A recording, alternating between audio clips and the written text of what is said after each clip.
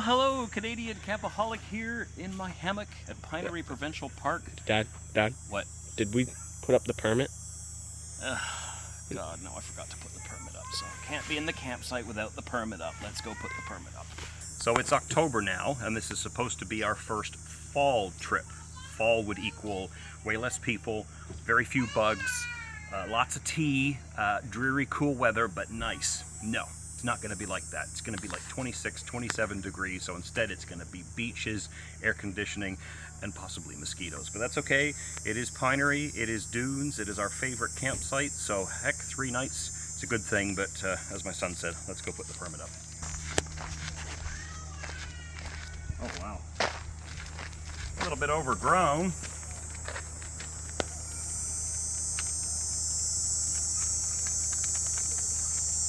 It's kind of a ritual. You put the permit up, you're super excited, and then you got to take it down at the end of the trip and that's the person. Previous folks left theirs in. Good Lord, I can't even get to it.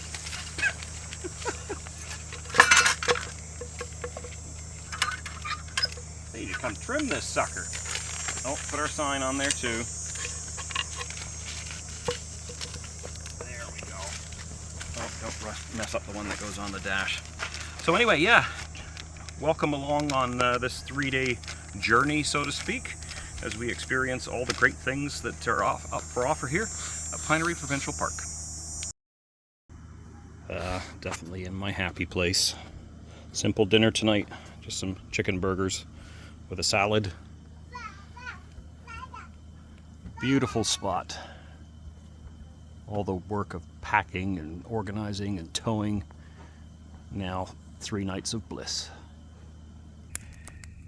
First campfire for this trip. It's about 8:30. Look how dark it is already. Welcome to October. Went down to the beach tonight to see the sunset. The water was crystal clear. Very warm. Again, so unusual for this time of year. Not sure what's in store for tomorrow. Parking is free at Grand Bend now, so we may head down there and go along the Grand Bend beach. We've got to pick up a couple of supplies, a couple of things we forgot. May do a spot of fishing. Definitely some trails. Maybe the visitor center. Who knows? Got 2 full days, and then we head home on Wednesday, so won't be able to see it on camera, but lots of stars tonight. Only going to go down to about 17 Celsius. Great first day. We'll see you in the morning. Well, good morning. First full day. Just had a really nice breakfast. Just wanted to quickly show you our little hammock that you may have seen in some of the videos. This was a gift from some coworkers of mine quite a few years ago. We had to get new straps. What I love about this hammock is that you don't nail it into anything. You wrap it around the tree and then bring it through the loop, and it just holds onto the tree with friction. Doesn't cause any damage to the tree. And then you've got these clips. I don't know what the proper term would be for that, carabiner or something like that. But anyway, you clip that in on various loops. Same thing on the other side. You got a strap wraps around the tree. Again, it's all just tension and friction that holds it in place. Just got to tell the kids to not swing it too vigorously because it'll chew up the bark on the tree. But nice fabric-y material that breathes nicely. Never had any issues with mold or anything like that. I think we've washed it several times, of course. And then it makes a nice hammock. The only issue we find is a lot of the campsites we stay at, you don't have trees that are A, close enough together to set it up effectively, or B, clear of poison ivy. A lot of the perimeters of these campsites, you'll find 2 trees together, kind of like these 2, but then you're right into the bushes and potentially poison ivy. Here at Pinery, there's a lot of poison ivy, but another reason why we love this site, not only because of how peaceful and how private it is on 3 out of 4 sides, but the fact that we can have the hammock.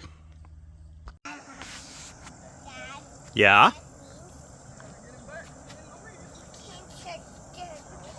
That's right, no touching the turtles. Got to protect the nature.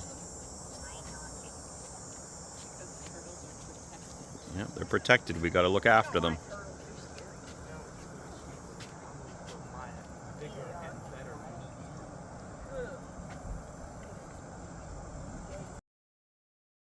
Second full day camping, another gorgeous day, high of 26 degrees Celsius. Again, not very fall-like, but one of the blessings is that you can come down to Grand Bend. Hardly any crowds, free parking. Parking's free here from October 15th all the way, or maybe it's September 15th all the way up to May 15th. You got to pay through the summer season. But check this out. What a crazy view in October.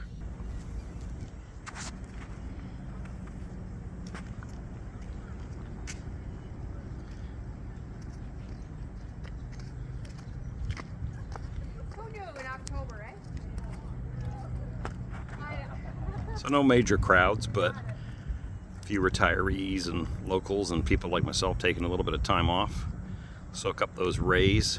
But you know what? It's October, I don't know, 3rd or 4th now, and this ain't gonna last. By the end of the week, the highs are gonna be around 10 or 11 Celsius. Probably gonna be raining. Full-on fall will kick in. But honestly, it feels like mid-August. As you've heard me share on the channel before, we wouldn't really come anywhere near Grand Bend in the height of summer. It's just a madhouse. But man,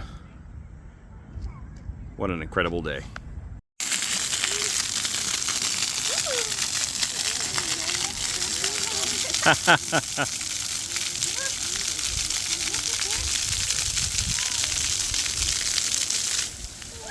Oh, stand up, Addie, careful.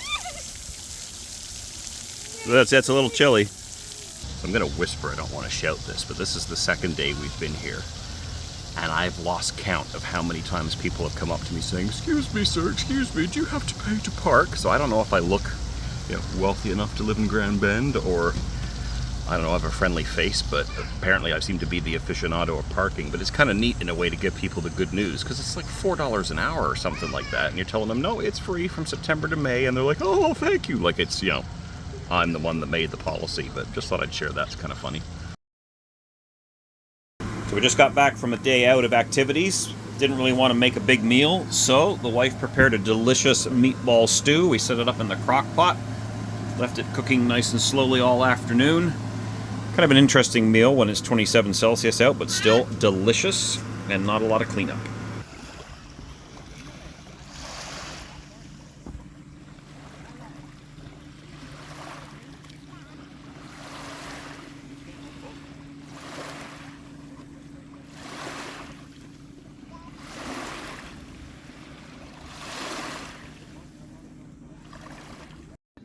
That was amazing!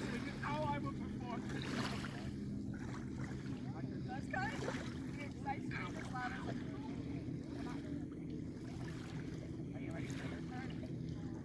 So just a little random observation or comment I guess I would have is regarding campfires. I think most serious campers are very particular about the way that they set up their fire and the way they light it and the way they keep it going. I have to admit, for years I was a teepee guy, where you put your, well, in my case, newspaper or whatever, twigs and tinder that you want to start with. And then you start with thinner pieces of wood arranged in a bit of a teepee, and then you build it up with larger pieces of wood. And then as it all burns down, you keep adding bits of wood around the outside. But invariably, it would fall down, it would be hard to balance, and a little bit of a struggle. So recently I started messing around with the log cabin method, which I'm sure you're all familiar with. You put, 2 pieces across this way, 2 across this way, and so on. Start off with very thin pieces, put your tinder material or your newspaper or whatever in the middle, and then build it up. And I've actually been having way better luck with that method this particular season. And then as it starts to collapse and burn down, I take my larger pieces and just kind of lay them across the gaps.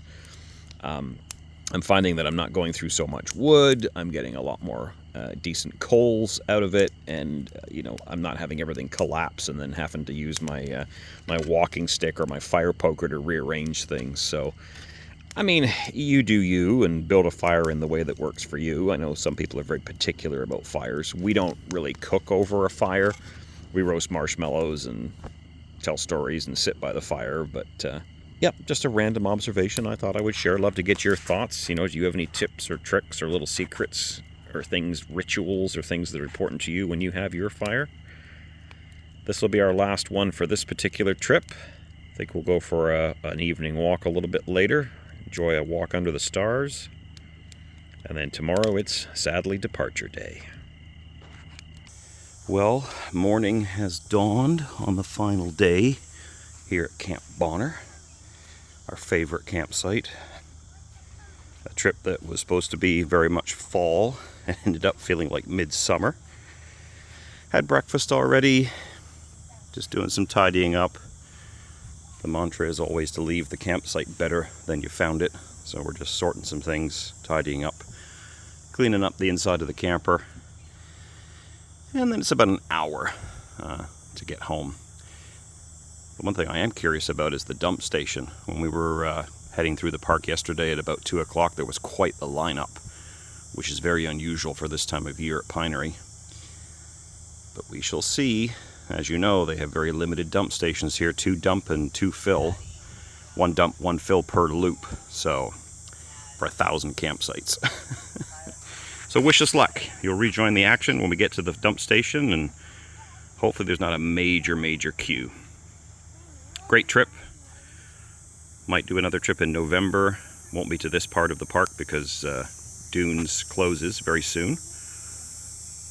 But fingers crossed we can maybe come back in November to Riverside. All right, let's finish packing up. All right, moment of truce. Fall camping means there shouldn't be anybody here. Summer camping means we're here forever. Oh, there's one person. Who won the bet? That was Mom. Ah, okay, well, I guess one thing about this trip ended up being fall-like. Holy friggin' potholes going up to the dump station. Jesus, Pinery. Bad enough you won't add more, now you don't fix the potholes.